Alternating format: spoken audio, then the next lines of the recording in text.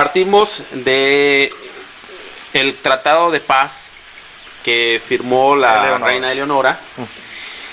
Sabemos que antes de esto había guerras. Con el Tratado de Paz se unifican los pueblos. Al haber paz, emanan de su tratado los espíritus de la alegría, de la armonía, de la paz, del progreso. Y queda abajo la figura de la tragedia, de la guerra, del tiempo oscuro, donde murieron los mártires, los hombres que dieron su vida en la lucha para lograr ese tratado. Al expandirse los espíritus, se dan las ventanas, los pasos a otra época, y a la vez son los bloques con que se cimenta otra nueva vida. Pasamos por la cultura antigua nurágica, y como muestra de sus monumentos nurágicos se refleja en el agua la cultura actual, la fusión del pasado y del presente. A través de ello viene la manifestación, la unión de todo el pueblo en la fe, y hacen una manifestación cada año como recuerdo de paz, de fe, de alegría, de esperanza. Ahora se convierte todo la unificación en una sola expresión de fiesta espiritual, de fiesta social, de fiesta diaria. Y al frente va victorioso el símbolo de la sartilia, donde se acierta en el tiempo, se acierta en la unión, en el progreso, en la paz. Muy espléndido.